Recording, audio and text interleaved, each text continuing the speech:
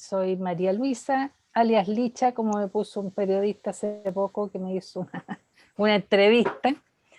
Así que no tengo ningún problema para cuando nos relacionemos más adelante de que me nombren así. Voy a compartir la pantalla. Me tienen que habilitar. Dame un Para segundito. compartir. Marcela, si quieres grabar, tendrías que hacerlo tú. No tengo... Sí, yo estoy grabando. Estoy acostumbrada a la plataforma Teams y ahora se me movió. Pero dame un segundito. Acá estás. Ya. Listo. Ya puedes compartir. Chuta.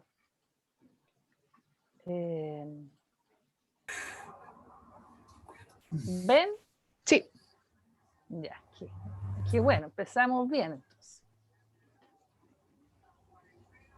Bueno, la idea es poder conversar después de la presentación que yo les haga acerca de, bueno, de la pregunta planteada, ¿no? ¿Por qué es importante actualizar el relato de la represión hoy Yo lo quiero desde acá, pero no sé cómo se... hay alguien que está hablando? Espera. Para eso, yo quiero partir con algunos conceptos de derechos humanos que están a la base de esta necesidad o de este imperativo de conocer lo que ocurrió con la represión y sobre todo con las víctimas. Y cómo estos hechos ocurrieron en los 17 años de dictadura. En el campo de los derechos humanos ha habido una progresión en la conceptualización y en el establecimiento de una doctrina internacional de protección a los derechos humanos y de valoración del respeto a los derechos humanos. Y ha sido incorporado de manera muy fuerte y muy importante en todo el sistema internacional de derechos humanos el derecho a la verdad. Y esto se relaciona, obviamente, muy estrechamente con lo que es el relato de los hechos ocurridos, ¿no? El derecho a la verdad parte de los planteamientos hechos por Louis Joinet, quien fue el relator especial para el tema de la impunidad en Naciones Unidas y quien propuso un conjunto de principios para la protección y promoción de los derechos humanos. Y en este conjunto de principios que fue adoptado por Naciones Unidas, él establece dos conceptos muy importantes: que los estados tienen el deber de recordar estos crímenes y por lo tanto hacerse cargo de todo lo que significa implementar medidas que permitan conocer estos hechos. Y los pueblos, las familias y las víctimas tienen derecho a la verdad de lo ocurrido.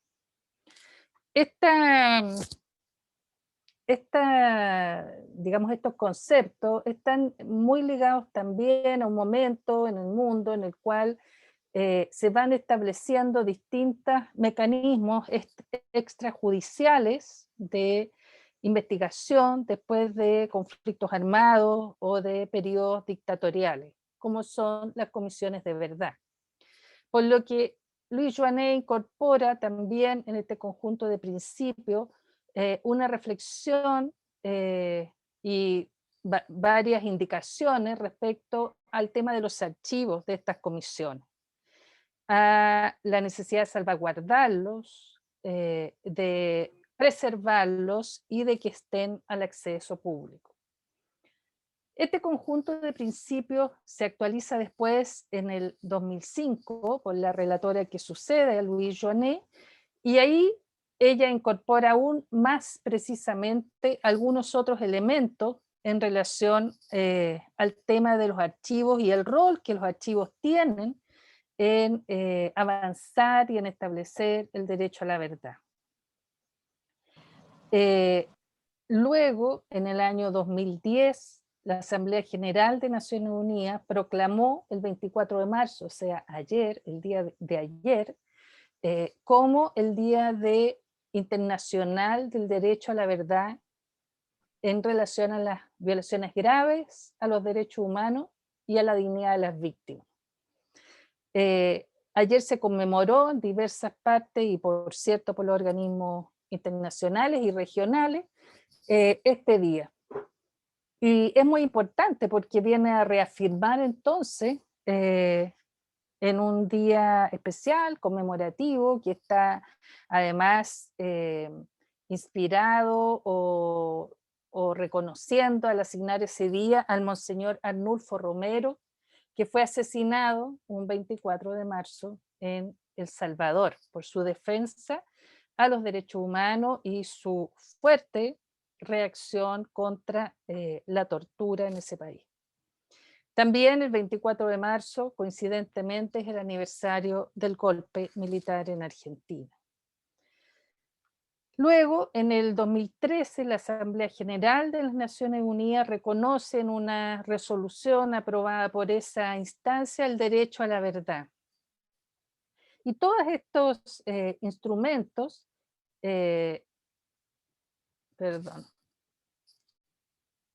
todos estos instrumentos, que voy a achicar las imágenes,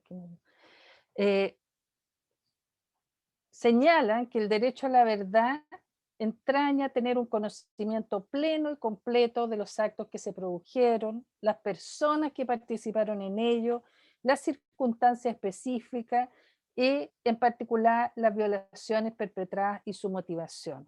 O sea, es un derecho a la verdad de todos aquellos aspectos que involucran los hechos. También el conocimiento entonces de quiénes fueron responsables, del sistema que operó, las circunstancias y por supuesto las víctimas primero que nada. Esto es importante porque no es un derecho limitado o sesgado. Cuando se habla de derecho a la verdad en el sistema internacional, se habla de un derecho que tiene esa amplitud en relación a su alcance. Este progreso en asumir el derecho a la verdad y relacionarlo con los archivos ha sido también incorporado entonces en las instancias vinculadas con archivos. Y han salido una serie de resoluciones en instancias internacionales relacionadas con archivos que vienen a reivindicar, a valorar el rol que estos tienen para que las víctimas y las sociedades ejerzan el derecho a la verdad. Y por lo tanto reafirman la necesidad de rescatarlos, reunirlos, encontrarlos, preservarlos y obviamente ponerlas al acceso público. También varias sentencias jurídicas de la Comisión Interamericana y de la Corte Interamericana de Derechos Humanos han reafirmado el derecho a la verdad y el deber de poner al acceso público en varios casos relacionados con algunos países que ahí se ponen como ejemplo. En el caso chileno recuerdo una sentencia de la Corte que tuvo que ver con el caso de un ejecutado político de apellido Almonacid, que bueno, reconoció la violación de los derechos humanos y estas resoluciones de la Corte mandatan o obligan a los estados a dar a conocer estos hechos y reivindicar las víctimas públicamente. Lo mismo ocurrió con un grupo de miembros de la Fuerza Aérea que fueron sometidos a consejo de guerra, condenados por consejo de guerra, y que la Corte mandató entonces a que no solo se invalidara esas condenas, sino que se hiciera un acto público de reconocimiento, de resarcimiento respecto a lo que ellos habían vivido, de parte del Estado, con publicidad. Y eso también, por cierto, apunta a que la sociedad conozca lo que ocurrió con estas personas y tiene un efecto también de dignificación, ¿no? Y en este contexto de desarrollo de conceptos de derechos humanos que están vinculados con el derecho a la verdad, es que se ha establecido que en los procesos de justicia transicional, es decir, aquel momento en que las sociedades buscan salir de estos periodos dictatoriales, de conflictos armados internos, de situaciones de violencia sistemática, y poder ir haciendo un camino hacia la instalación democrática plena, deben a lo menos cumplirse 5 pilares esenciales para que se pueda decir que hay una democracia garante de los derechos humanos, respetuosa de los derechos humanos y que ha aprendido las lecciones del pasado. Y esos 5 pilares en los que el sistema de derechos humanos ha concordado tienen que ver con la verdad, de la que ya hablamos, con la justicia plena respecto a lo ocurrido, con la reparación, con las garantías de no repetición, y se ha agregado recientemente el año 20 el derecho a la memoria y a los procesos de memorialización.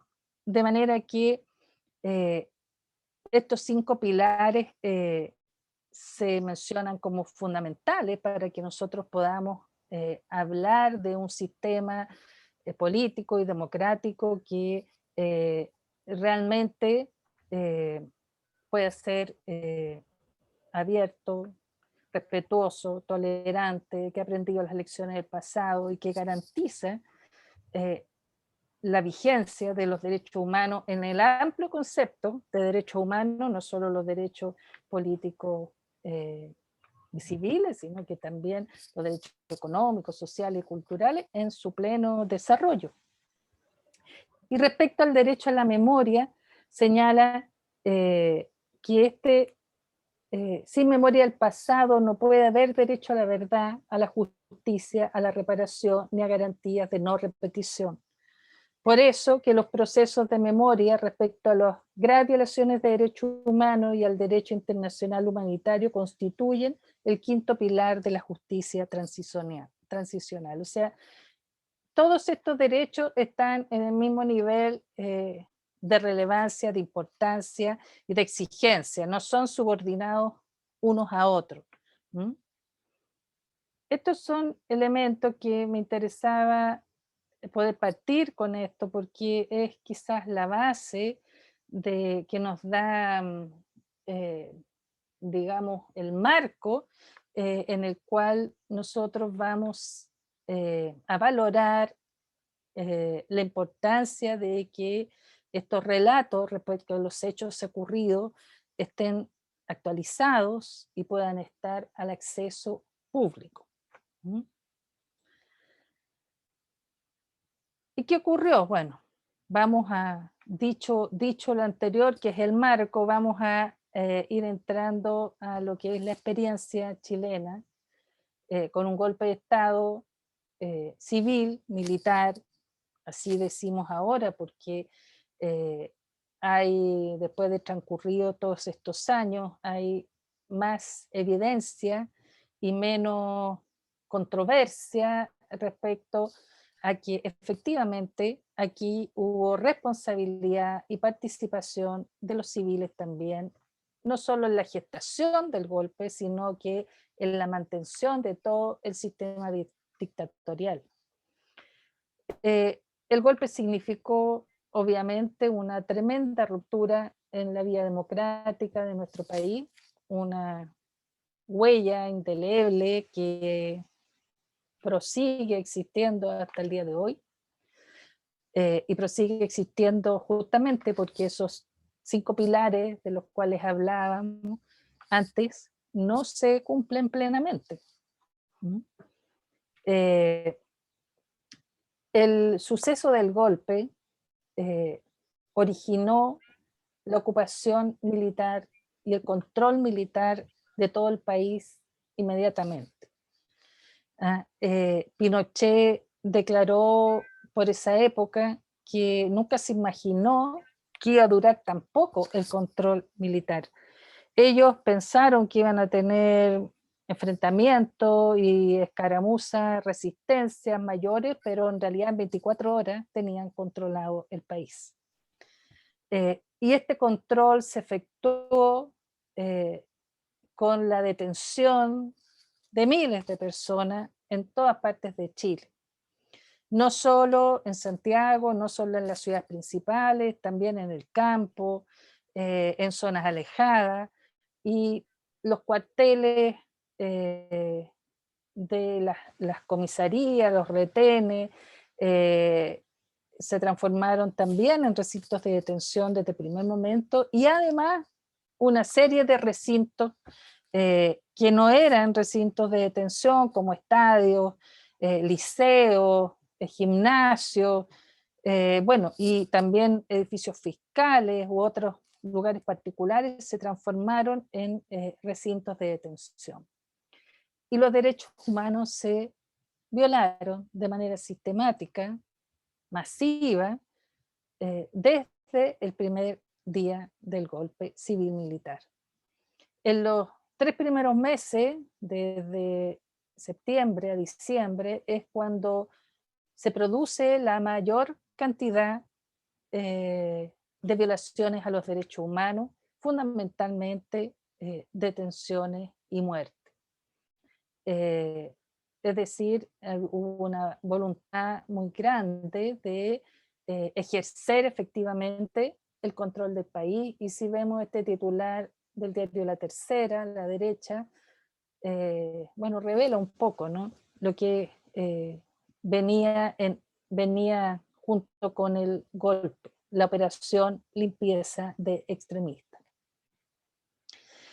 Esta es una situación que duró, por cierto, durante todo el periodo de la dictadura, con matices, con vaivenes, con momentos más álgidos, menos álgicos, pero este primer momento es cuando se produce, digamos, esta masividad, y mucha gente murió sin que se puedan determinar hasta hoy las circunstancias de su muerte, porque sus cuerpos simplemente aparecían en las calles, muchos de ellos como NN, y eran llevados al servicio médico legal o directamente enterrados en fosas comunes o llevados al cinerario, de manera que la reconstrucción de los hechos respecto a esas personas ha sido mucho más difícil hasta el día de hoy. Y entonces, ¿cuál ha sido el itinerario para poder ir reconstituyendo lo que ocurrió? Ha sido, lo primero que quiero decir que ha sido tremendamente difícil. Sigue siendo tremendamente difícil, por el motivo que dije recién, respecto a esas personas de las cuales ni siquiera se conocía la identidad, en muchos casos, pero también ha sido difícil por variados motivos, por el miedo imperante, por la dificultad para encontrar testigos de los hechos, el miedo de los testigos a declarar cualquier cosa, por el poder encontrar una pista respecto a algo. Me estoy escuchando. Por el tener acceso o no a redes, a ciudades, las personas, por cierto, de los sectores rurales, de los sectores más vulnerables, donde había un copamiento militar o del conjunto de las Fuerzas Armadas, se le hacía mucho más difícil poder ir conociendo dónde su familiar había sido llevado, iban de un lugar a otro, había también mucha dificultad para poder comunicar lo que había pasado, y ha sido la lucha permanente, constante, persistente de los familiares, de las propias víctimas, y también de sus abogados y de los organismos de derechos humanos, la que ha ido empujando niveles mayor de conocimiento, ¿no? Pero ha sido un itinerario, un camino que parte con todas estas dificultades y muchas de las cuales se siguen manteniendo hasta el día de hoy. Entonces, eso quiero que quede súper claro, o sea, que hay una enorme dificultad en ir logrando algunos grados de avance que sí se ha logrado en varios casos, en muchos casos, pero en una gran cantidad de gente no ha sido así.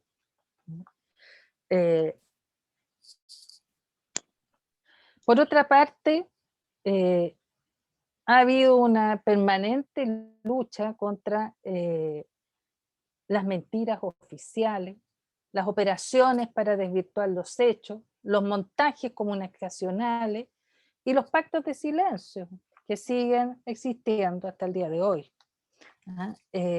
Las respuestas permanentes respecto a los desaparecidos de parte del régimen era que se fueron con otra mujer, que no hay tales desaparecidos, que no tienen existencia legal. Los representantes de la dictadura que iban a Naciones Unidas, que demandaba respuesta o exigía al gobierno, a la dictadura que diera respuesta respecto a lo que ocurría, argumentaba muchas veces que no tenían existencia legal. Expresiones como en la guerra hay desaparecidos y nadie pide explicación, extremistas murieron en un enfrentamiento, los desaparecidos me tienen Curco, dijo un ministro, presidente de la Corte Suprema, viajaron al exterior haciendo dedo. Es decir, también la reconstrucción del relato se ve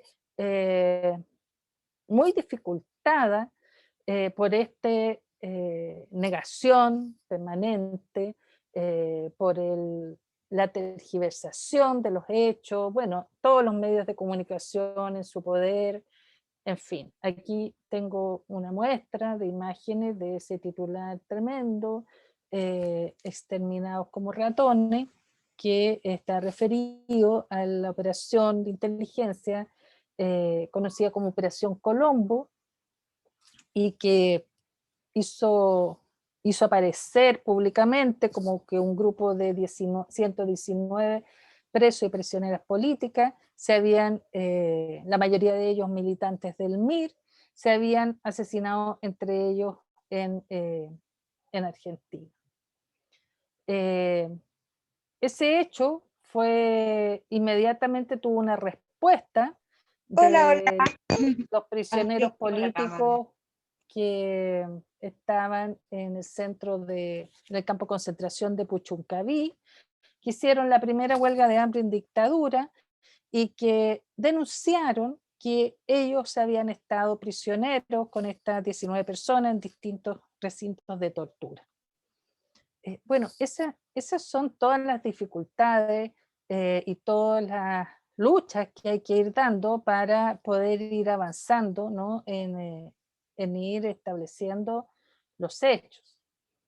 En la otra diario que pongo ahí, es el caso de 12 militantes del Frente Patriótico Manuel Rodríguez, que fueron asesinados en los años 80, pero el cual se hizo aparecer como un enfrentamiento y se conoce como Operación Albania.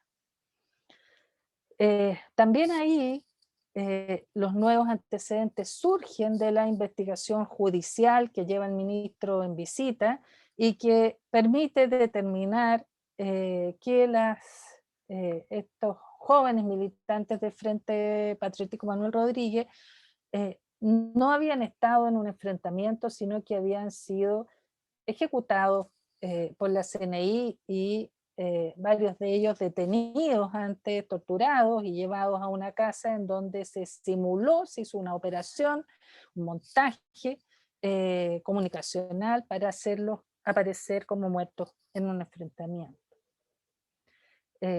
Otro caso ejemplar es el de los muertos en la calle Janequeo y Fuente Ovejuna, dos calles, una en Las Condes y otra en Independencia, me parece, en la cual también se actuó de la misma manera, porque ese era un método represivo usado en los años 80 de simular estos falsos enfrentamientos. Entonces la información que se transmitía a los organismos internacionales, a la Tribunal de Justicia y a la ciudadanía era que eran muertos en falsos enfrentamientos.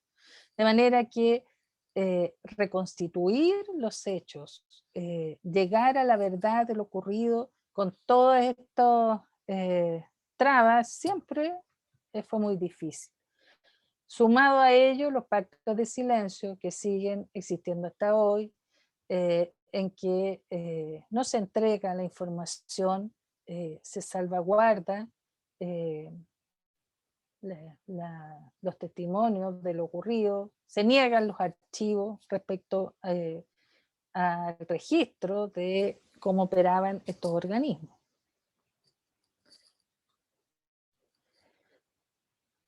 Pero también, por otra parte, hay, además de lo que señalé del avance en el proceso judicial, en el caso de Operación Albania, hay otros elementos que van aportando a la reconstrucción de los hechos o al poder ir agregando más información respecto a lo ocurrido.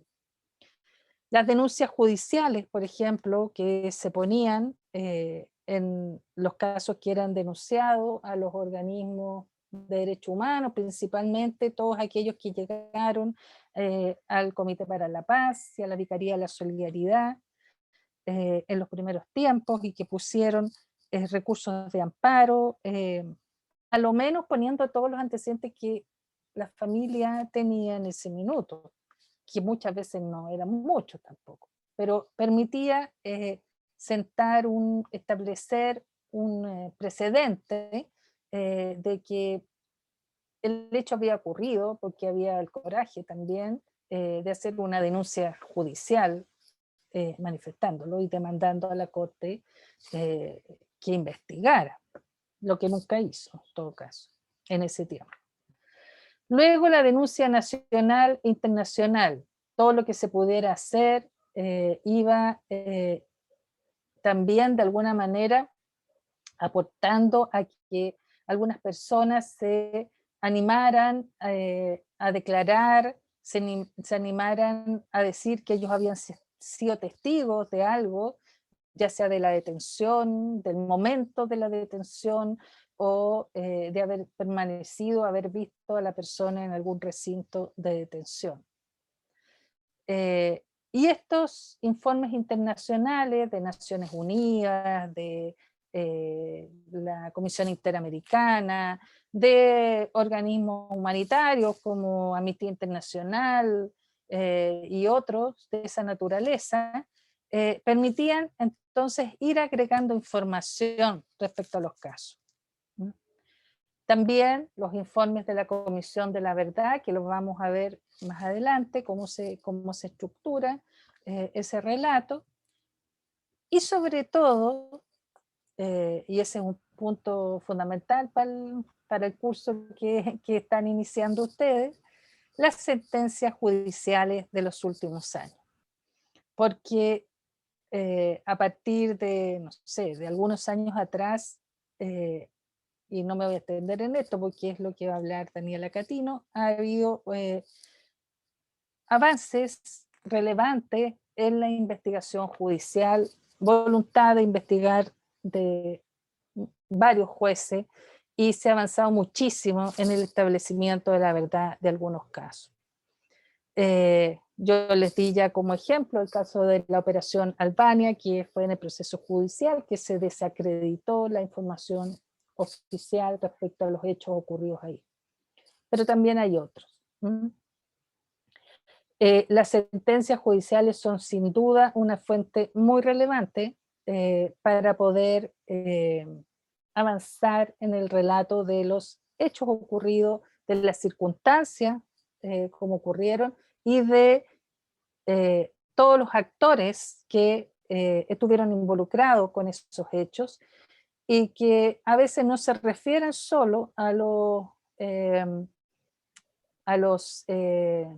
organismos de inteligencia y a sus agentes, sino que también existen algunas sentencias que han indagado en la responsabilidad de civiles en los hechos, ya sea civiles individuales o empresas, como es en el caso de las víctimas de Laja y San Rosendo, por ejemplo. Y también ha habido sentencias judiciales o investigación judicial que da cuenta del destino final de estas víctimas, del hallazgo de cuerpos o de restos y de la identificación de ellos.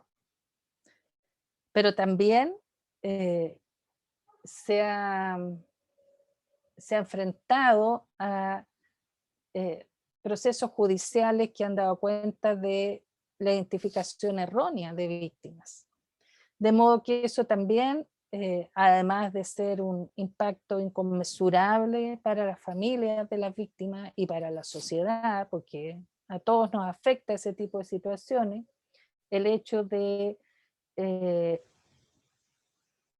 que cuerpos que han sido identificados como pertenecientes a determinadas personas, finalmente se haya concluido que no era así y que era una identificación errónea, como ocurrió con las víctimas inhumadas en el patio 29 del Cementerio General. Y eso también influyó importantemente en el establecimiento de la verdad y en el relato respecto a los hechos ocurridos. Hubo que volver atrás, entonces, y retomar la investigación en el punto anterior al hecho de la inhumación para poder reconstruir lo que había pasado. Cosa que no siempre ha sido posible de lograr, pero en varios casos sí.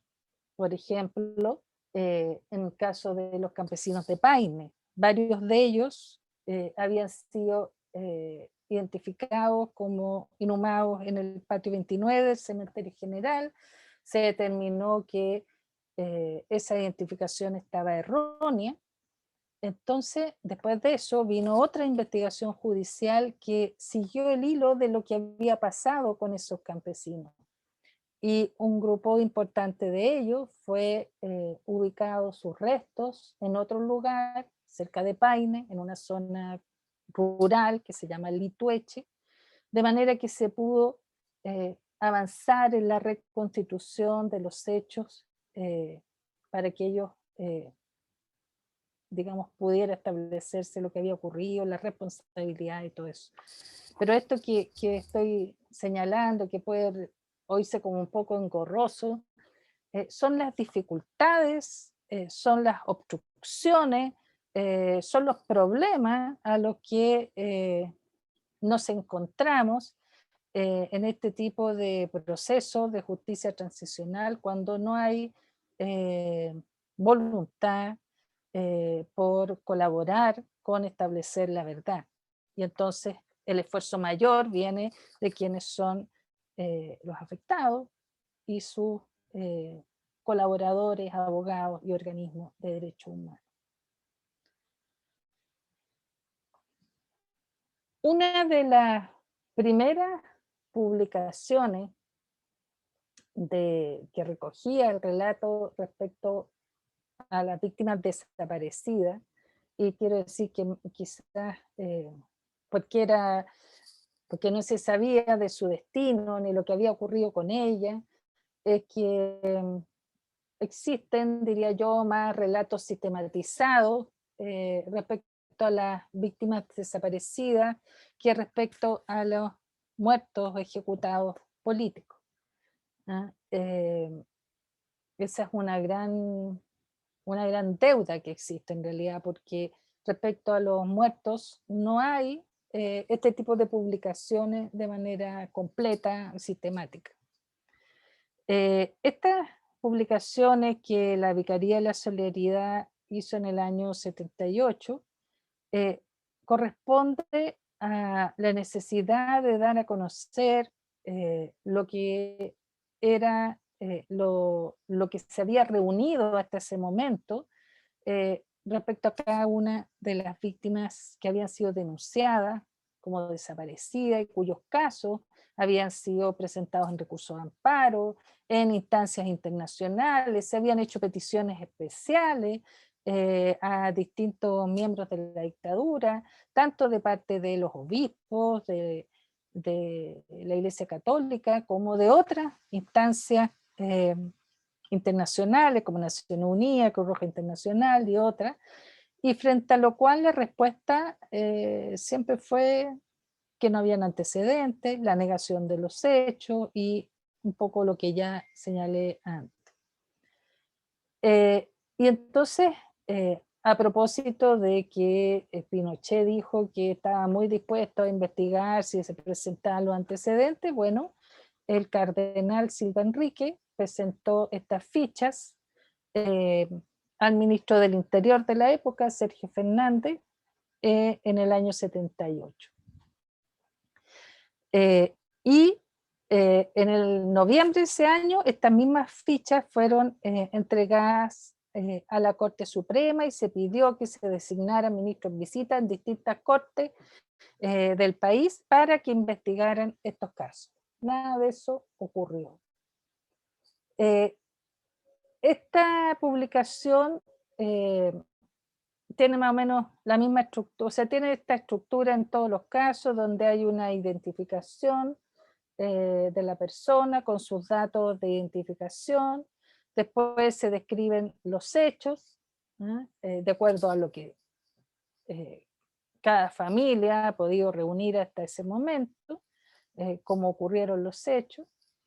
Otros antecedentes como declaraciones juradas de personas que venían saliendo de la prisión y declaraban que habían visto al detenido o a la detenida, y las acciones legales y administrativas que se habían realizado para poder saber qué había pasado con ellos, desde, por cierto, los recursos de amparo, pero también las cartas a la autoridad, no sé, todo tipo de acciones que se hubieran realizado para poder tener respuesta respecto a lo que había ocurrido. Esta publicación donde están, bueno, circuló públicamente, fue un primer acercamiento, yo diría, más concreto, más tangible, de quiénes eran estas personas, qué edad tenían, dónde los detuvieron, que de alguna manera también causó un cierto impacto en quienes podían conocer un poco más de ellas, ¿no? Y no solo quedarse en el concepto desaparecido o el número, en fin, sino llegar al ser humano que estaba ahí retratado en la experiencia represiva a la cual había sido sometido y de quien no se tenía ninguna otra información. Estos libros, respecto a los desaparecidos, se hizo una versión más actualizada, con lo que había de actualización a ese momento, en el año 92, me parece. Lamentablemente no tengo la imagen de esos libros, pero nosotros le llamamos los libros rojos, que son de tapa roja, son más grandes que estos que son así pequeñitos, y esos libros entonces actualizan un poco más con la nueva información que ha ido saliendo hasta ese momento, las nuevas gestiones que se han hecho, en fin, la información sobre estas víctimas desaparecidas, que sigue siendo, por cierto, muy poca. En ese momento, el año 92, sigue siendo no hay procesos judiciales que puedan dar cuenta de mayor información. Sí han ocurrido hechos como el hallazgo de Lonquén, por ejemplo, que sí da cuenta de nuevos antecedentes que se agregan al itinerario de lo que esos campesinos vivieron, porque en esta publicación todavía no está incorporado el hallazgo de Lonquén. Es decir, aquí la información que hay respecto a esas víctimas es la respuesta oficial de que habían sido llevadas al Estadio Nacional, pero que no se sabe de su paradero. En los libros rojos ya se incorpora entonces el hallazgo de los cuerpos en Lonquén.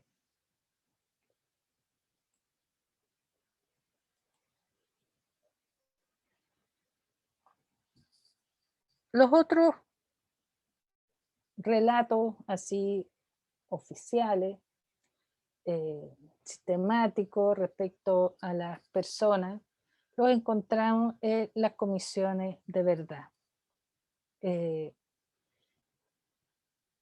La Comisión de Verdad y Reconciliación, la Corporación, que es la continuación de la Comisión de Verdad y Reconciliación, la Comisión de Prisión Política y Tortura, y la última instancia de calificación que terminó su mandato en el año 2011, creo. Sí, pues ahí dice 2011. Las tres primeras instancias elaboraron informes. No me voy a referir a la Comisión de Prisión Política y Tortura porque ahora vamos a abordar los casos de desaparecidos y muertos ejecutados políticos. Pero quizás sí a nivel general decir que todos estos tres informes que están publicados tienen un relato de, digamos, no solo de cómo funcionaron, sino que cuál era, digamos, el contexto político en los cuales se dio el golpe y se sucedieron los hechos posteriores al golpe. Hay una descripción de los distintos organismos represivos que operaron y cómo actuaron en los distintos momentos de la dictadura. En el caso del informe de la Comisión de Prisión Política y Tortura, hay una descripción especial de más de 1000 recintos de detención en el país. En fin, tienen como ciertas similitudes en su estructura, con la diferencia que en la Comisión Nacional de Verdad y Reconciliación y en la Corporación y también en los casos de ejecutados y desaparecidos en la última instancia de calificación, hay una descripción o un relato respecto a lo ocurrido con esas víctimas, o lo que se sabe hasta ese momento respecto a los hechos vividos por esas víctimas. Pero en el caso de la Comisión Nacional de Prisión Política y Tortura, digamos, eso está mencionado, los métodos de tortura, hay testimonios respecto a la experiencia vivida, pero esos testimonios son anónimos y solo al final del informe sale el listado con los nombres y los RUN de las víctimas reconocidas en esta comisión. Estos tres primeros informes fueron publicados en tiraje grande, fueron enviados a las familias de las víctimas o a las víctimas sobrevivientes, y en el último caso el gobierno no otorgó recursos para imprimir el informe y ni para distribuirlo a las víctimas, ni le dio atribución a la comisión para que se hiciera cargo de ello, ni atribución ni recurso. Y me importa señalar que estos informes fueron distribuidos y fueron entregados, las familias los recibieron en sus casas porque independientemente de todas las observaciones, críticas, falencias que puedan encontrarse, en los que podemos estar de acuerdo o no, unos más o menos, para una familia recibir un informe del Estado de Chile en su casa, en la cual sale su esposo, su padre, su hijo, con su nombre, con su edad, donde se dice lo que ocurrió con él y el Estado lo reconoce y lo visibiliza en este gesto, es un tremendo gesto, significa un tremendo gesto de dignificación y de reparación para esa familia. Entonces, me parece importante también no dejar de valorar el significado que tiene este relato oficial para muchas familias. Quizás no para todas, pero para muchas sí lo tiene. Las comisiones de verdad constituyeron o construyeron su relato a partir de fuentes que venían desde las propias víctimas y sus familiares, todo lo que ellas habían reunido para denunciar, para acreditar los hechos, para demandar justicia, verdad, etc. Lo mismo en relación a los organismos de derechos humanos y todos los archivos judiciales que decían relación con las denuncias interpuestas ante los tribunales. No contaron estas comisiones con archivos, con respuestas documentales de parte de los organismos de la Fuerza Armada, ni menos de inteligencia. Es decir, no hubo ninguna voluntad de aportar a este proceso por establecer la verdad de lo que había ocurrido. De manera que los relatos que se reúnen aquí provienen de esta fuente y de la propia investigación, por cierto, que las comisiones realizaron, que se movilizaron por todo el país, tomaron nuevas declaraciones, trataron de ir allegando mayores antecedentes respecto a cada una de las víctimas que se presentaban a consideración de la comisión. ¿Cómo se presenta el relato en estos informes? En el informe de la Comisión Nacional de Verdad y Reconciliación, en los 2 primeros tomos, además de estos capítulos que les mencioné, en los cuales se hace la descripción de los contextos, de los periodos, en fin, de los métodos, cuando se describe o se enuncia, se presenta lo vivido por la víctima, en estos 2 primeros tomos, hay una presentación que se organiza cronológicamente, desde el 11 de septiembre para adelante, se va presentando cronológicamente, también por regiones del país y por afiliación política, en algunas, no siempre, pero en varias ocasiones, cuando era una persecución claramente dirigida al exterminio de un grupo político y en esa operación concurrían una serie de hechos relacionados con un grupo de víctimas. Y entonces, bueno, aquí se nombra a la persona, se dice dónde ocurrió los hechos y la investigación a la cual digamos, lo que arrojó la investigación de la comisión, y también enuncia la calificación que le da la comisión. Es decir, que es una víctima por todo lo que pudo reunir, investigar, es una víctima de violación a los derechos humanos, o es una víctima de la violencia política en otros casos, en donde no pudo determinar con su investigación que habían agentes del Estado involucrados. Esta comisión,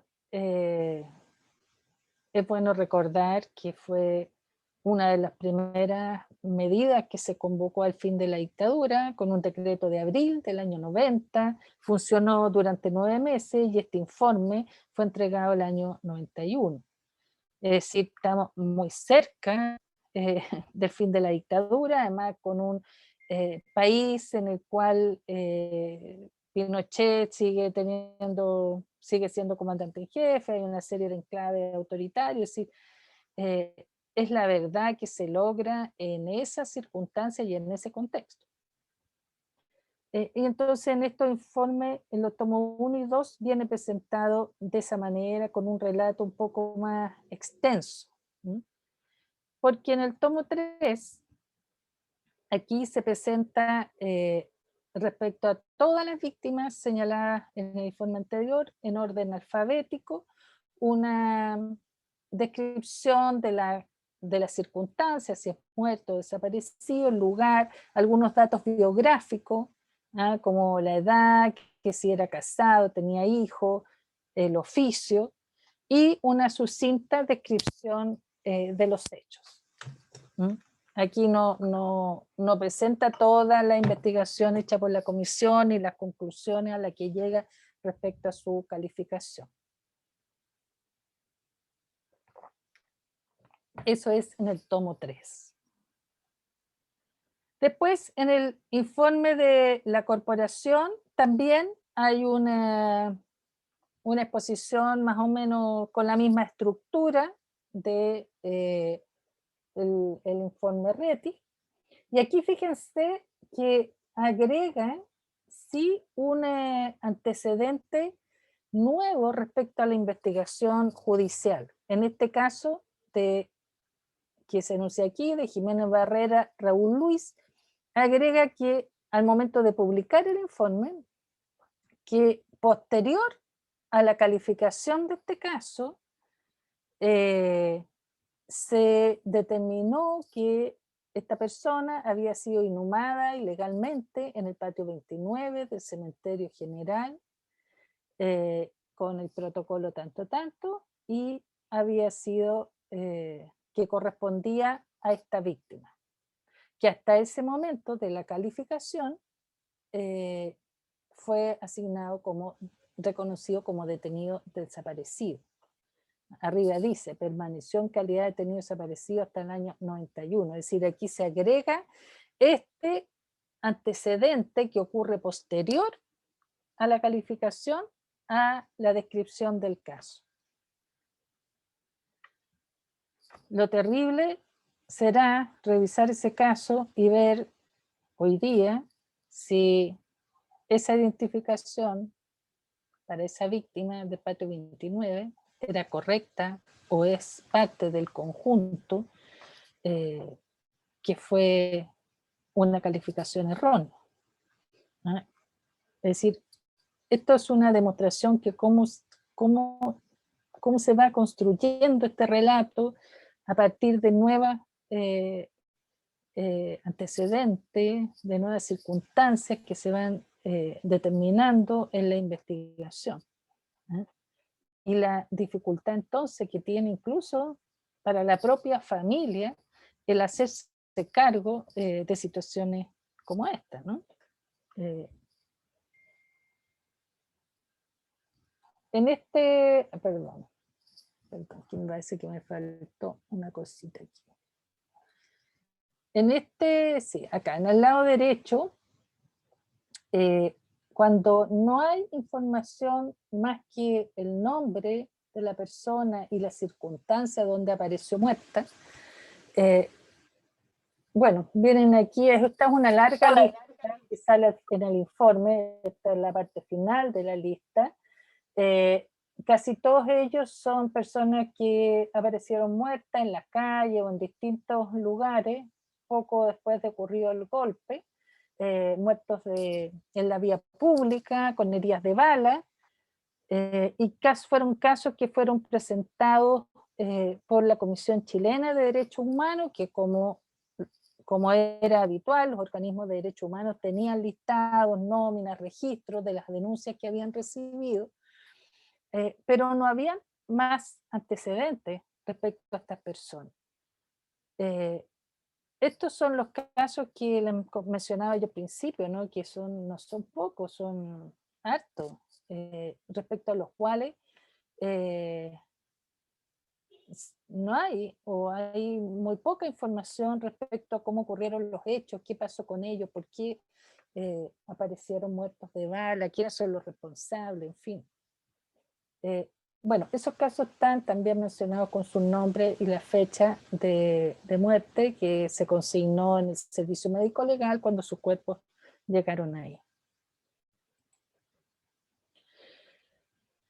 Nosotros como museo hemos hecho un interactivo de víctimas. Tenemos varios interactivos, pero vamos a hablar del de víctimas porque es lo que nos interesa.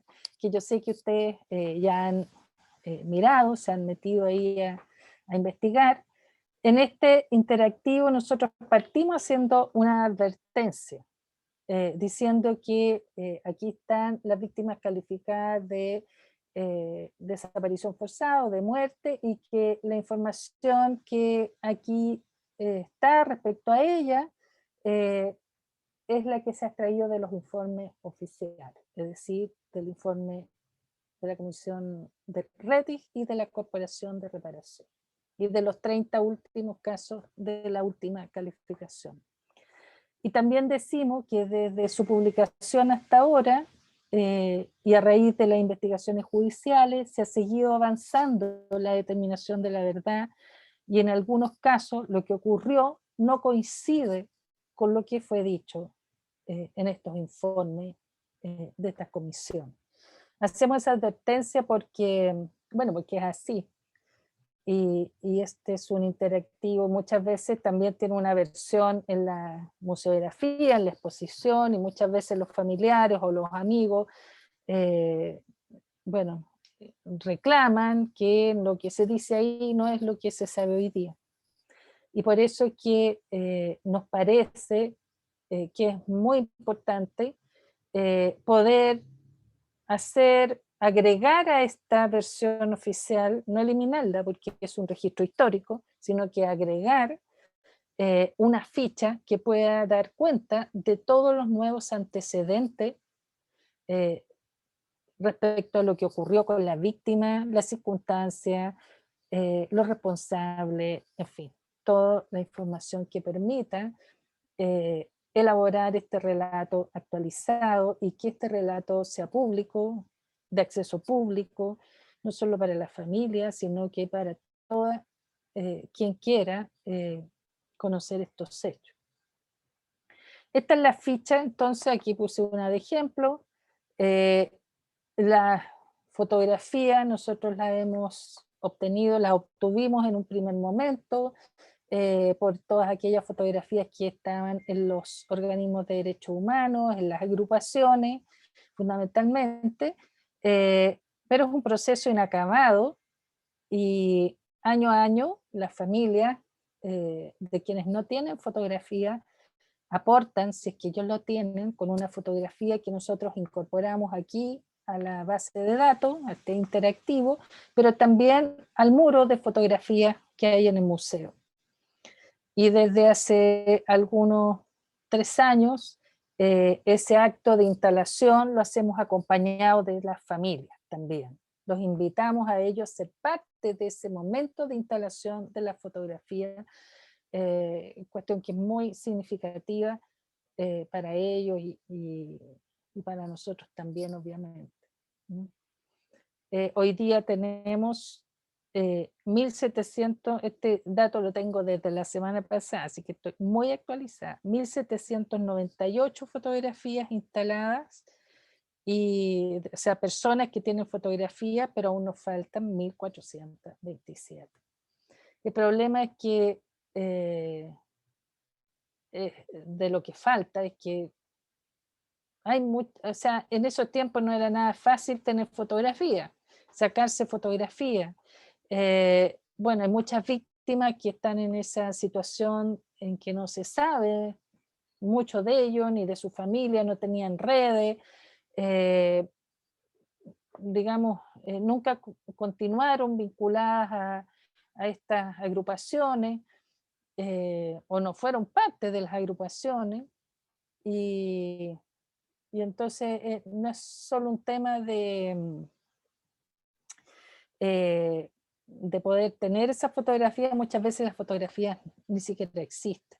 O sea, y si ustedes han ido o ven el muro, por ejemplo, verán que muchos están con traje militares, porque las fotografías se sacaban en situaciones especiales, o cuando hacían la primera comunión, o el servicio militar, la graduación, o en el equipo de fútbol. O sea, no todas las fotografías son de la calidad que estamos viendo aquí de Diana Aarón.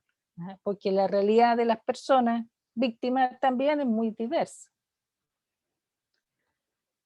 Bueno, para ir cerrando, las fuentes con las que contamos hoy día para poder ir actualizando los relatos, en primer lugar son las fuentes jurídicas, y que a nosotros nos parece que es la base con la cual tenemos que construir este relato que incorporaríamos en una segunda ficha, porque es una fuente oficial y eso le da un valor especial también, ¿no? Que son las sentencias judiciales en Chile y también las sentencias judiciales en otros países, como por ejemplo en Argentina, donde hay sentencias respecto a la Operación Cóndor, que involucra a víctimas chilenas que fueron detenidas, desaparecidas en Argentina. También sentencias judiciales en Francia, hubo un juicio contra Pinochet y varios miembros de la Fuerza Armada, de la DINA, por 4 francos chilenos. En Italia también hay un juicio que en realidad no tengo seguridad que haya una sentencia finalizada respecto a víctimas chileno-italianas de la Operación Cóndor. También, ahí no lo puse, pero habría que tener que son sentencias judiciales también finalmente, porque el único que puede determinar la identificación de una víctima es la justicia, pero que dan cuenta de ese aspecto, digamos, del hallazgo de cuerpos y de la identificación de esos cuerpos. Entonces, el desafío es poder ubicar esa sentencia, conocerla y a partir de esos antecedentes, de esos testimonios, de esos relatos, actualizar el relato a incorporar en el interactivo de víctimas. Pero también hacer una investigación que nos permita conocer y referenciar otras fuentes. Hoy día hay mucha investigación sobre los hechos. Hay investigaciones periodísticas, académicas, hay documentales, hay nuevos testimonios respecto a ese periodo. También hay nuevos archivos, hay archivos personales que antes no se conocieron, no estuvieron a disposición y que hoy día sí lo están. Hay archivos desclasificados de la CIA, de la colonialidad de otros países, como el archivo del terror en Uruguay. Ahí puse una muestra de algunos de ellos, ¿no? Aquí el de Uruguay, aquí está de colonialidad.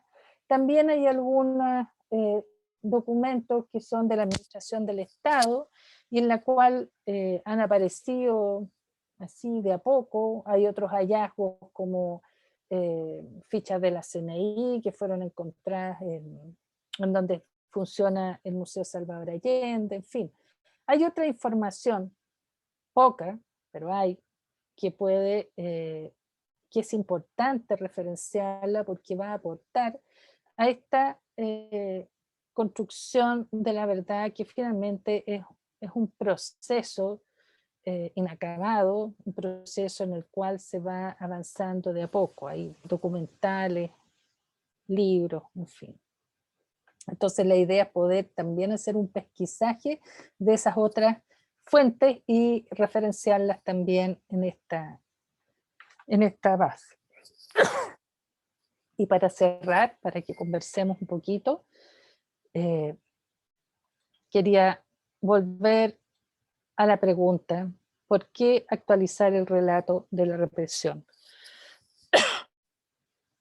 Y entonces aquí traje, en el fondo es una reafirmación de donde partí, ¿no?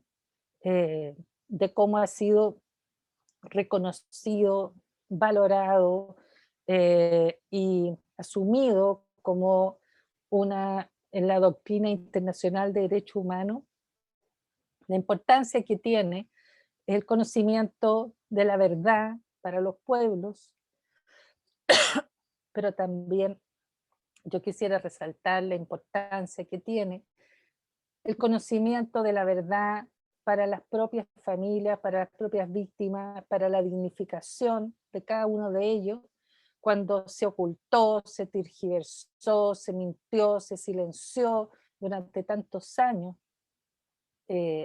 lo que había ocurrido con ellos, o lo que ellos, la experiencia que habían vivido, ¿no? Y que al no confrontarla con voluntad y con todos los elementos, sigue permaneciendo ahí, ¿no? Esa experiencia dolorosa que afecta no solo a los que están directamente involucrados, sino que también nos afecta a todos nosotros, porque los mecanismos, los procedimientos se naturalizan y siguen ocurriendo y no se enfrentan. Y no voy a decir más porque yo creo que todos tenemos plena conciencia hoy día de que esos 5 pilares de los que hablé antes no se cumplen a cabalidad hoy día en nuestro país.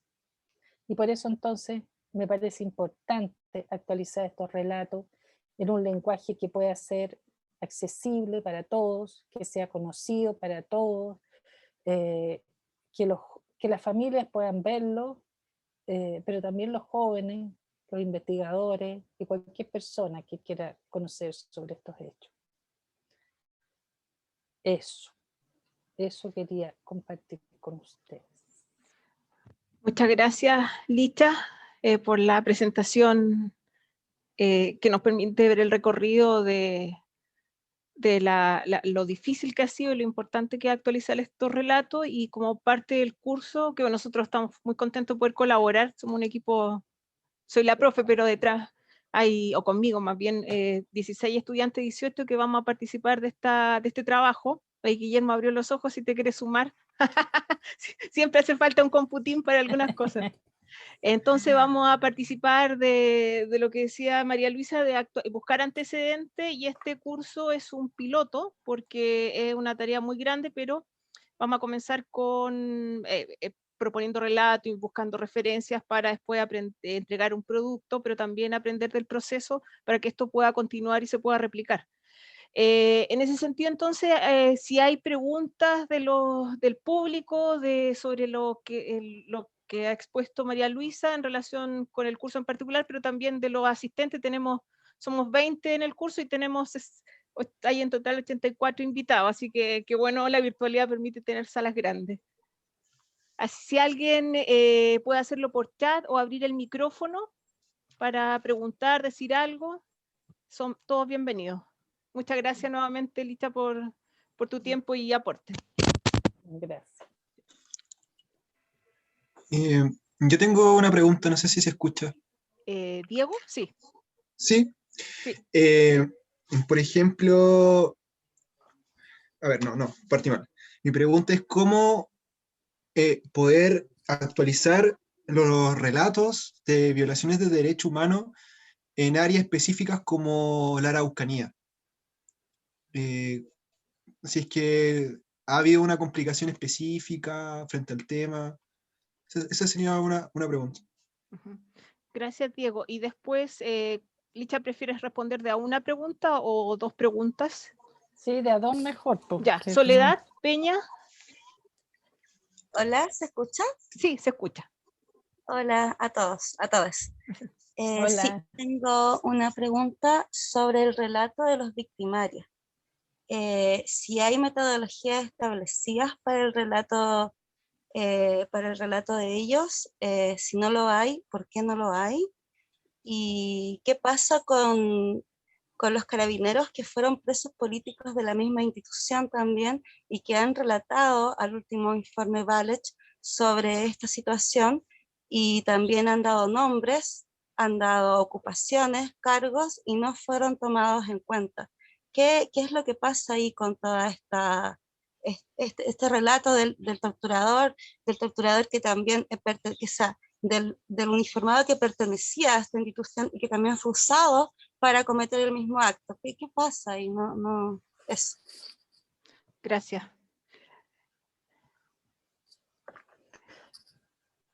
¿Voy? Sí, vamos de 2 en 2. Bueno, respecto a los relatos de la de la Araucanía, yo creo que no difieren mucho, estamos hablando de los relatos de las comisiones, de eso estoy hablando, no de los relatos respecto a lo que hoy día ocurre. En relación a los relatos de las comisiones, creo que no difiere mucho del resto, ¿no? Con la dificultad agregada de que la situación en los sectores rurales fue muy brutal y con mucho aislamiento también, ¿eh? Pero ellos, bueno, están incorporados. La verdad es que yo no me conozco todas las sentencias judiciales que hay, si hay algunas que se refieren a esos casos en particular. Y creo que eso podría aportarlo la Daniela quizás más extensamente cuando le toque a ella ver el tema de los procesos judiciales. Pero en definitiva me parece que lo que más aporta en términos de tener más antecedentes respecto a esos casos son justamente los procesos judiciales y también quizás los informes internacionales, porque en el caso de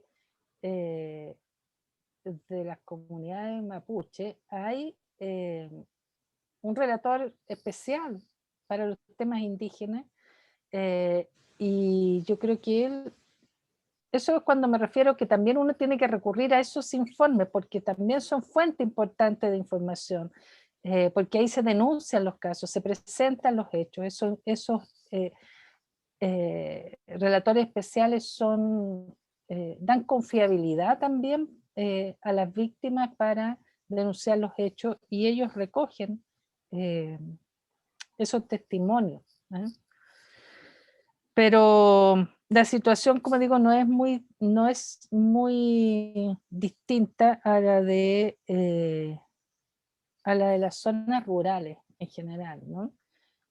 Porque también la represión al pueblo mapuche fue una represión que tuvo mucho que ver con lo que fue la represión a la reforma agraria, ¿no? Que fue brutal en los campos.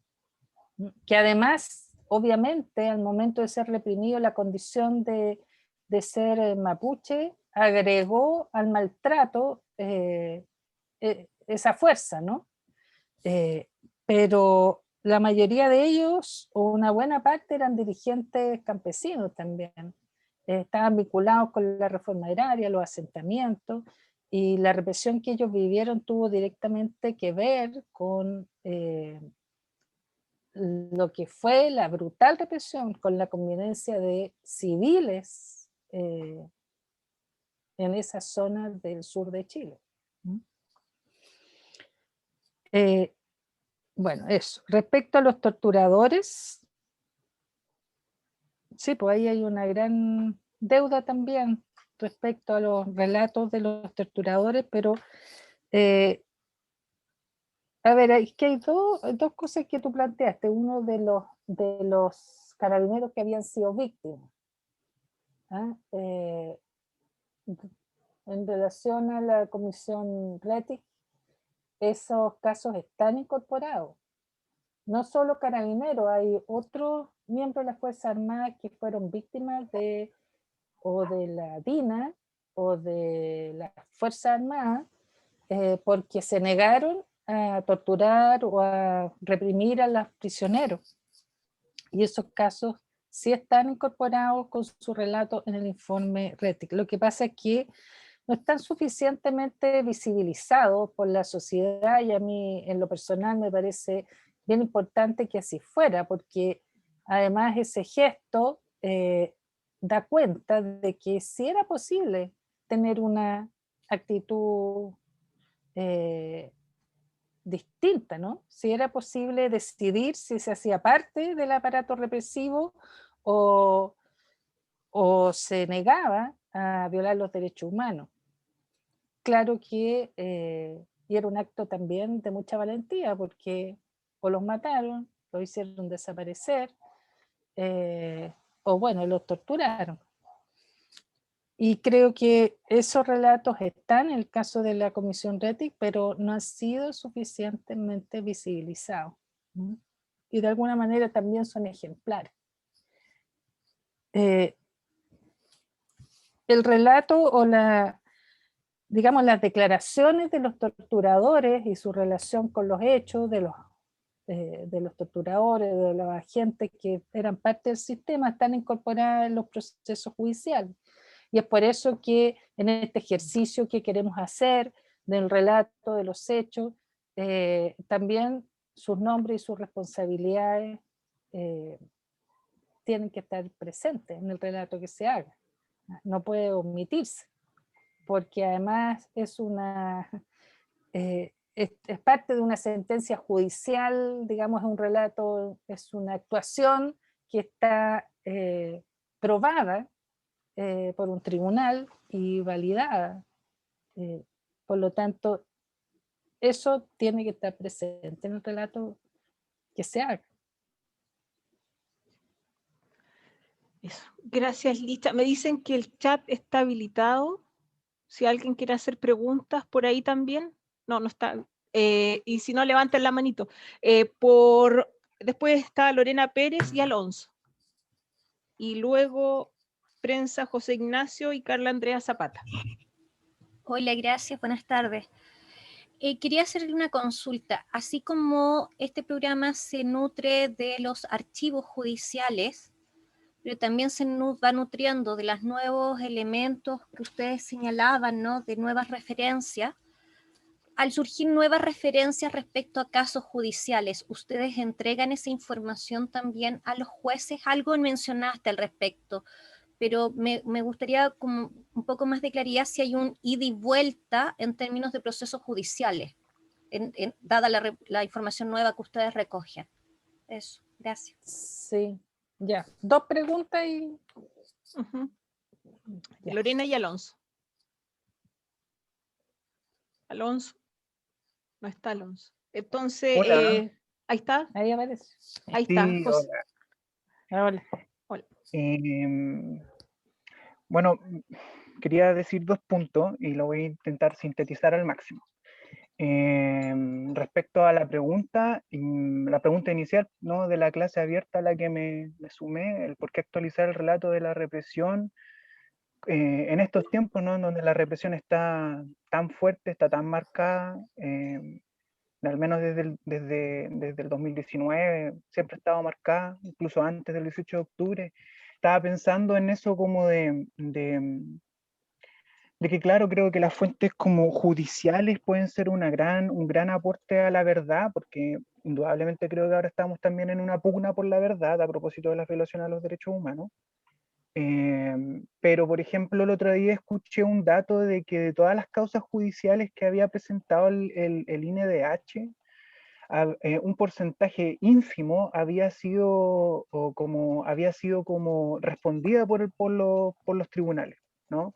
Era como un porcentaje así como menos del 10%, quizá un 5% de todas las causas judiciales presentadas por el INDH fueron como procesadas por el Poder Judicial, y de esas como 5% había solamente un caso que había llegado a una conclusión como dictaminada como justicia, ¿no? Entonces, claro, las verdades judiciales pueden ser tomadas en consideración como fuentes de la verdad, pero esas verdades judiciales tienen un tiempo muy espeso que corren para ser determinadas como verdades judiciales, y eso también nos obliga creo yo, a las personas que están intentando denunciar las violaciones a los derechos humanos a seguir como aprendiendo de los procesos que tuvieron las familias en dictadura o los procesos de justicia transicional, considerando de que, claro, ¿qué tipo de verdad podemos como buscar? La verdad de los informes de los organismos internacionales que desestimó el gobierno, por ejemplo, o hacer ese trabajo de hormiga de recopilación de testimonios de todas las víctimas que han pasado.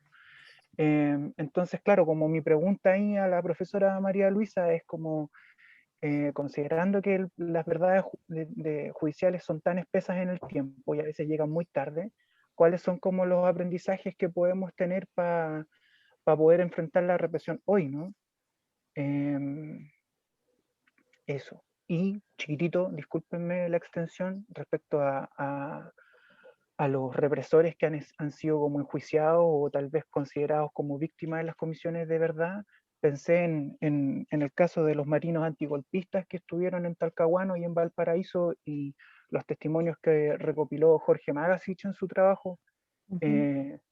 Creo que, claro, han sido como muy poco visibilizados, que están muy invisibilizados, y que su testimonio, más allá de darnos pistas sobre responsables de los marinos, por ejemplo, sus testimonios se han ocupado más para darnos pistas de cómo el terrorismo de Estado operaba en los centros de tortura de los marinos, y cómo se les considera víctimas. Claro, como que en el fondo los procesos judiciales van como a buscar la verdad de estas personas, más que ocupar sus testimonios para seguir encontrando los eslabones que están en la oscuridad. Eso, gracias. Bueno, gracias a los dos. A ver, primero Lorena, sí, nosotros como museo tenemos en realidad un acervo inmenso, o sea, hemos reunido muchísima documentación, archivos de distintos tipos, de Chile, de otros países, y efectivamente tenemos una relación bien permanente con los procesos judiciales, con los jueces. Recibimos permanentemente oficios de los jueces para que aportemos con información respecto a centros de detención, a qué sé yo, a determinadas víctimas, cosa que hacemos, porque además tenemos la obligación de responder a los tribunales, pero no solo por eso, sino que para eso existimos también, para responder todas aquellas necesidades y consultas que permitan avanzar en la verdad y en la justicia.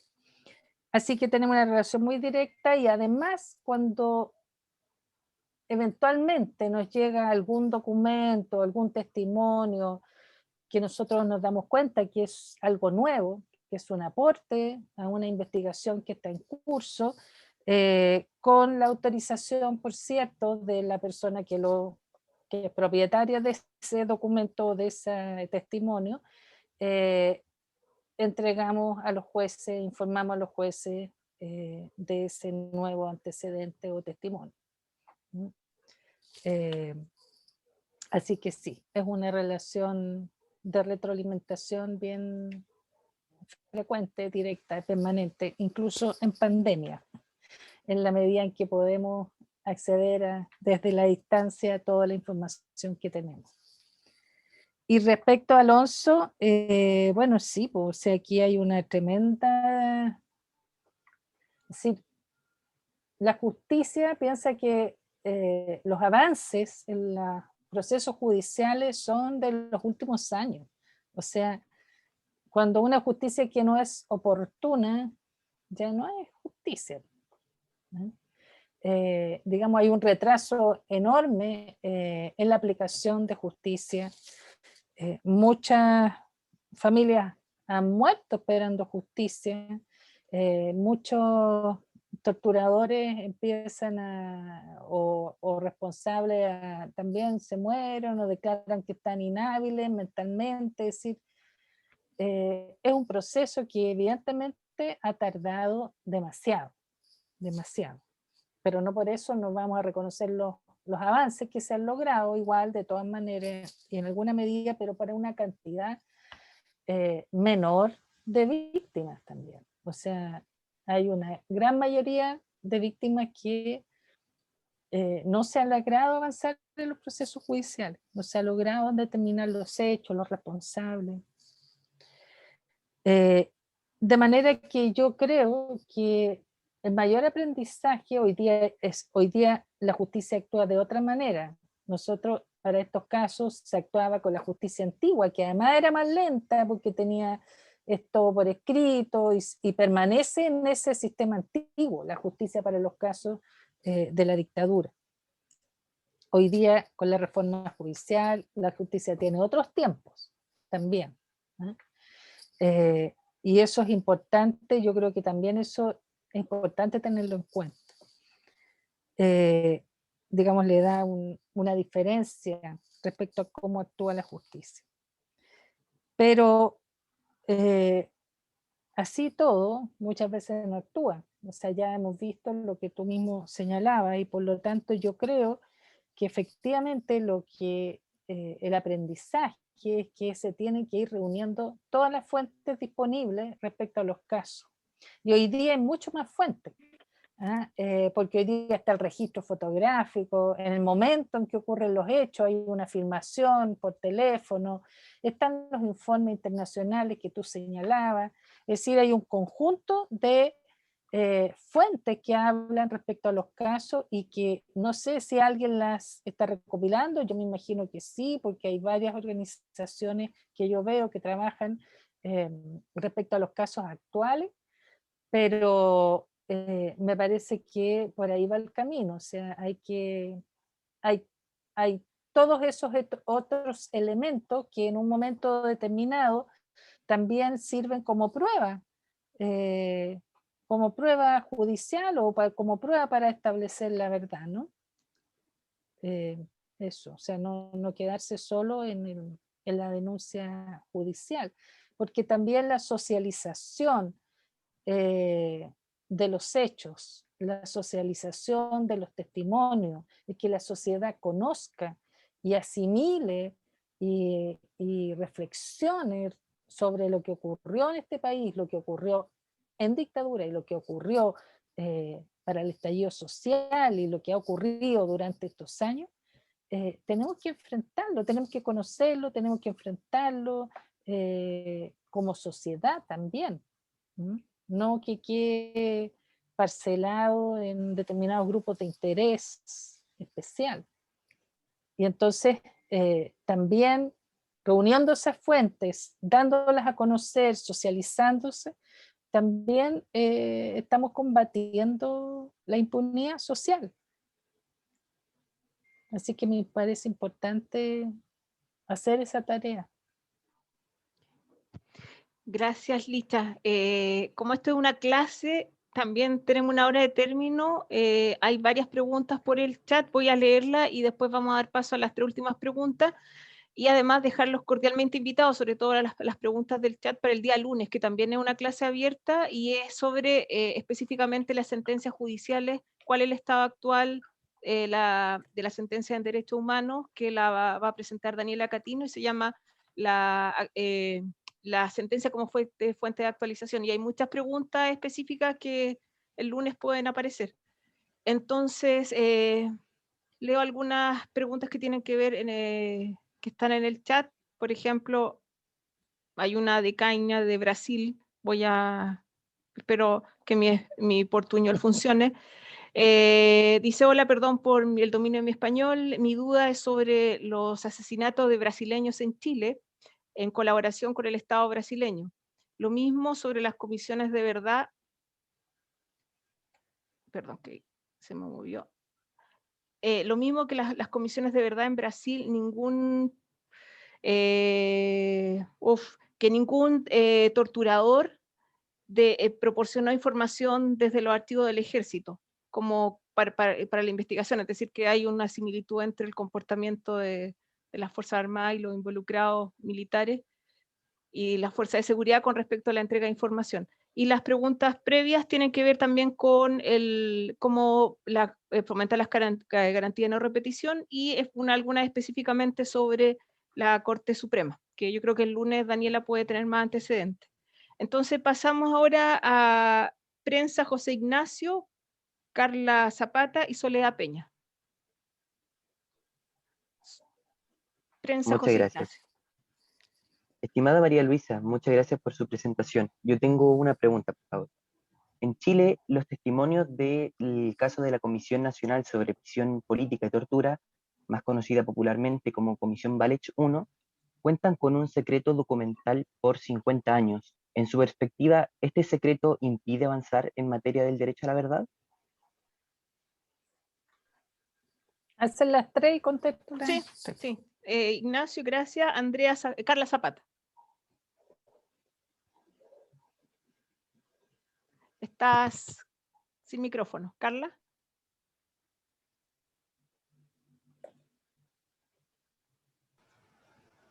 Ahora, ¿se escucha? Ahí sí, sí se oye. Ya. Buenas tardes, saludos a la clase abierta y mi pregunta para la profesora María Luisa.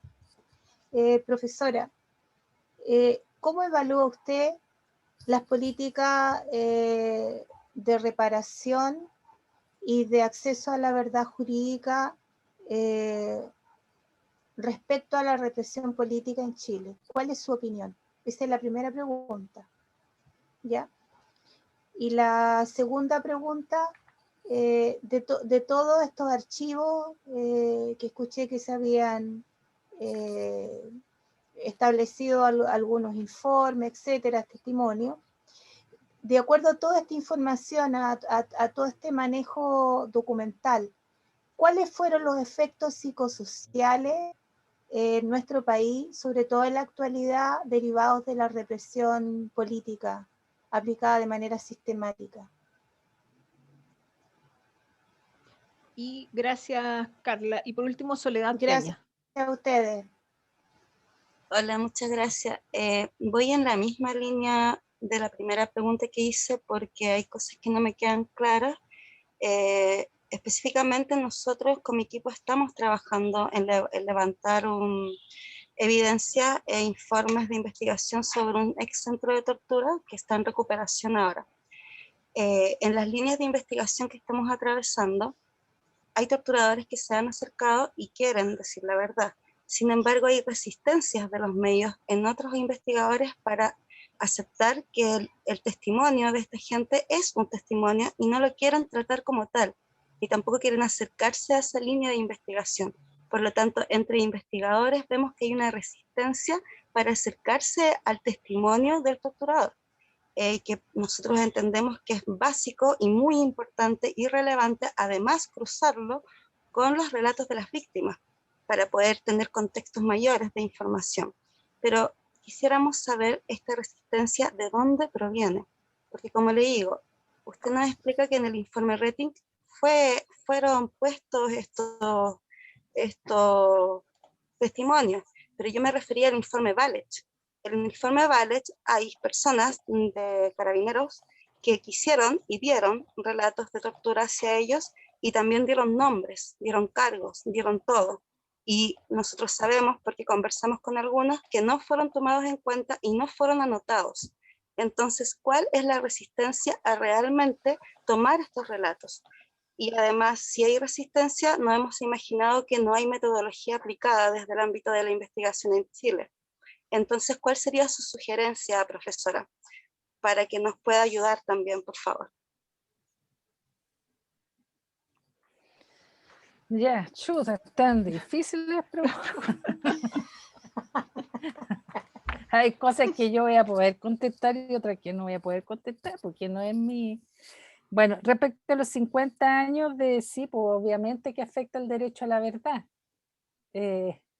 Porque como vimos, el derecho a la verdad se define como el derecho a conocer las circunstancias, los responsables, los actores, en fin, y que debe ser un derecho que ejerza no solo los involucrados, sino que toda la sociedad. Y al haber secretos respecto a esos antecedentes, obviamente, afecta al derecho a la verdad. Sin embargo, por ahí vi que lo pusieron en el chat, porque hay, digamos, se ha dado una batalla para que esos 50 años no prevalezcan de parte de los propios sobrevivientes, con abogados que los han apoyado, y hoy día ellos pueden pedir sus fichas y pueden, si quieren, es una opción personal, publicarlas en una página web que se llama Desclasificado Valech, algo así, no me acuerdo cómo se llama, pero ahí la pusieron en la Desclasificación Popular. Bueno, es parte de lo que hablábamos antes, ¿no? De dónde está radicado el esfuerzo mayor para avanzar en estos temas, sigue estando radicado en las víctimas, sus familiares y quienes los acompañan en estas batallas. Respecto a la pregunta de Carla parece que era, sí. Bueno, yo creo que respecto a la reparación, aún con todas sus falencias, en Chile se han legislado varias medidas de reparación que han sido significativas para las víctimas y sus familias. Sin duda, no hay reparación posible para este horror vivido, partiendo de esa base y de que creo que aún tienen muchas falencias, sobre todo en lo que se refiere a la,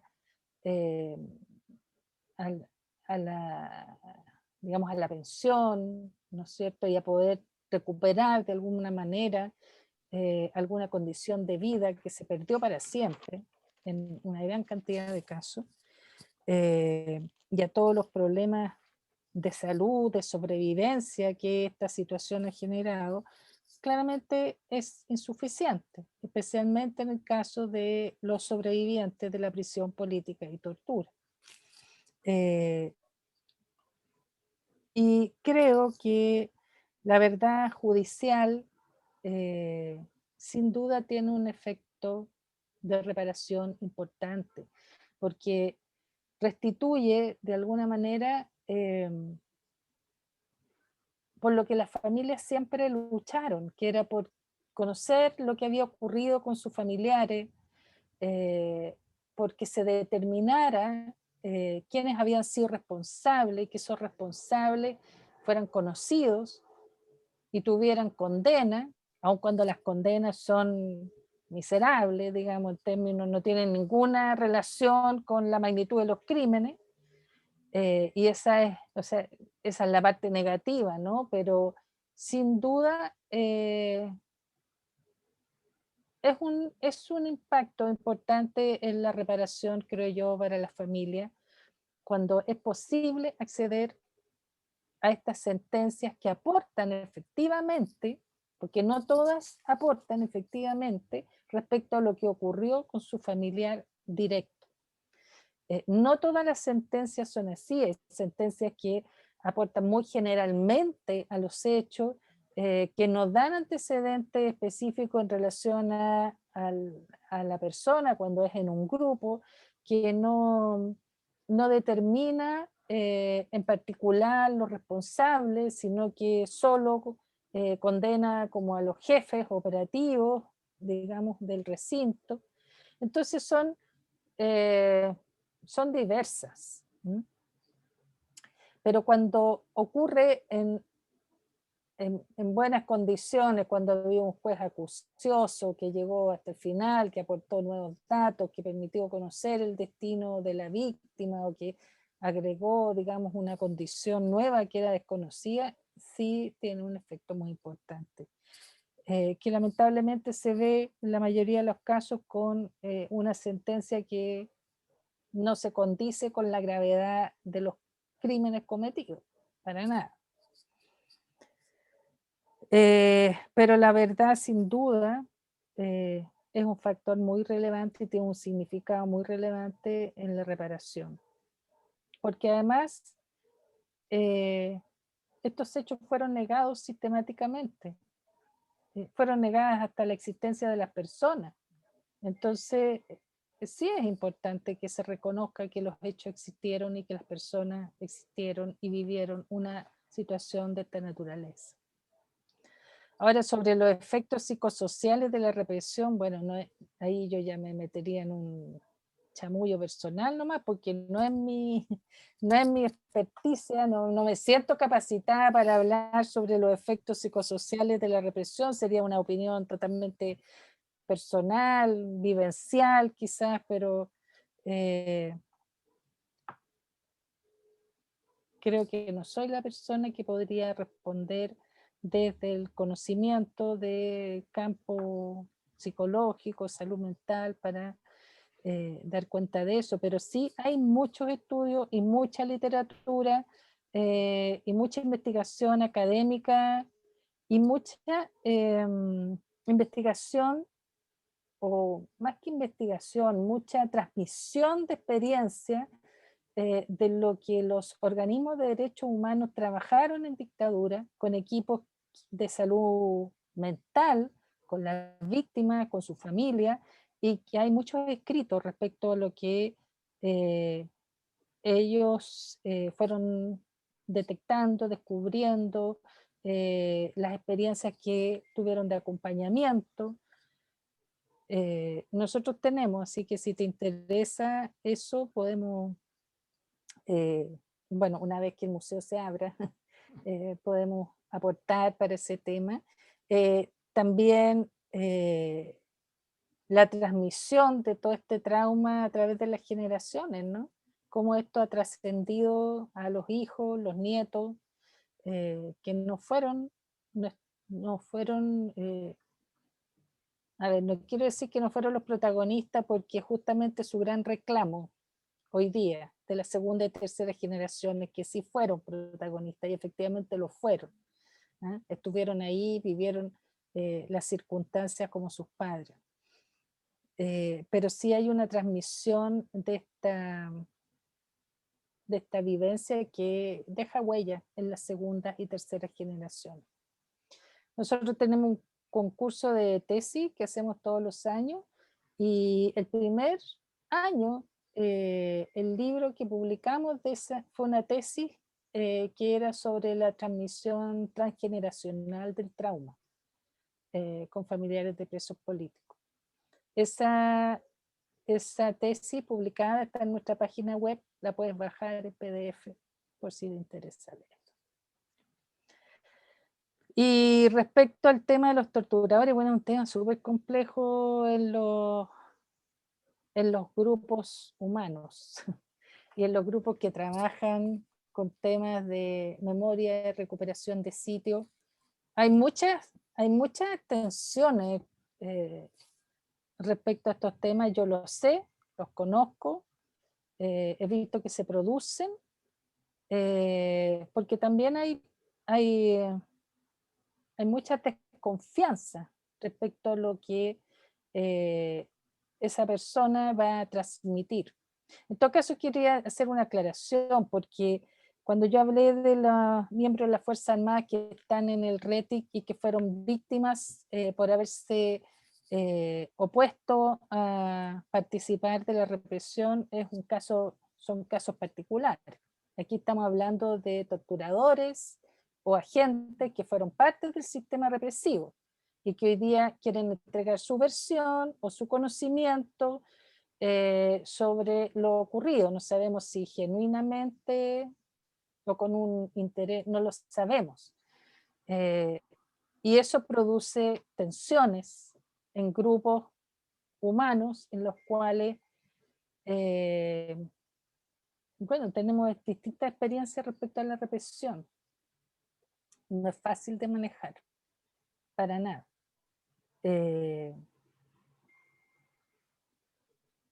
Una apreciación muy personal es que uno siempre tiene que estar dispuesto a escuchar un testimonio.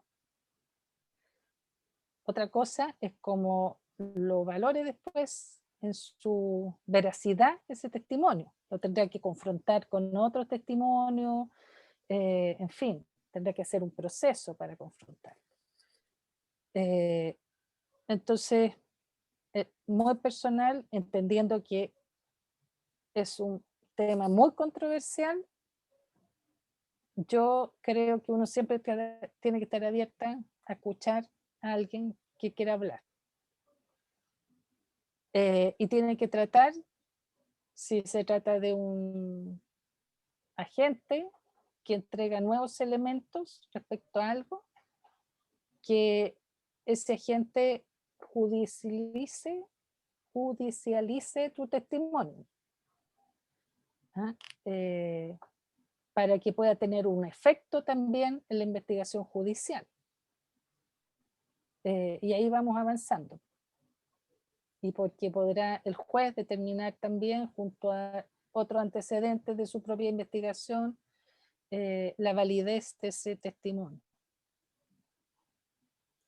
Pero es un tema complejo y creo que es uno más de muchos temas complejos que enfrentan los grupos, los colectivos que trabajan con temas de memoria y con recuperación de sitios y con transmisión de memoria en esos lugares. No son fáciles. Eso. Muchas gracias, Licha. Y para ir cerrando el curso, también quedar con tus últimas palabras, creo que hablarle especialmente a las nuevas generaciones, que en este caso son los participantes, los estudiantes del curso, que creo que el inscribirse en este lectivo es porque están dispuestos a escuchar, van a estar dispuestos también a cooperar con un granito de arena con este desafío, y sobre todo porque nos permite reconstruir de alguna manera el lazo social frente a preguntas. Nos vamos a encontrar con cosas que no van a ser fáciles, pero que están vivas. O sea, veo caras, veo por distintas razones, esto está una historia viva, y sobre todo qué podemos aprender para pensar que la no repetición nunca está garantizada y nunca va a ser completa, pero por lo menos los niveles de conciencia y ser capaces de decir no más. O sea, ya fue una vez, ya aprendimos, y lo que ha pasado y lo que está pasando nos dice que esto no está muerto, está vivo, y esas fuerzas que incitan a la violencia, a la represión, a eliminar al otro porque piensa distinto, porque tiene un proyecto, todavía están presentes. Entonces, como le decía la Licha, no hace mucho sentido, y sobre todo el sentido de la universidad, que la universidad no es una burbuja que está dentro, y por eso también hacerlo abierto para ver, y nos abrimos también a la complejidad que eso significa en este trayecto que iniciamos. Así que muchas gracias a todos, muchas gracias, Licha, y seguiremos viéndonos porque comenzamos ahora con el trabajo ya más concreto. Los dejé en el chat la invitación para el día lunes, que es específicamente sobre sentencia, y si se quieren sumar, bienvenidos nuevamente, y nos veremos con el curso el día lunes nuevamente. Ya, pues, muchas gracias a todos, que estén muy bien. Gracias, Chao. gusto ver a algunos que no había visto en mucho tiempo. Muchas gracias. Chao, Willy. Chao, chao, gracias a todos.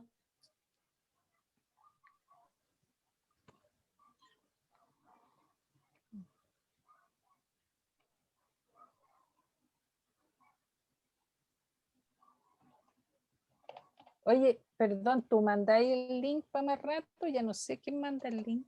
El link de... no, nos tenemos que salir, pero voy a dejar de grabar.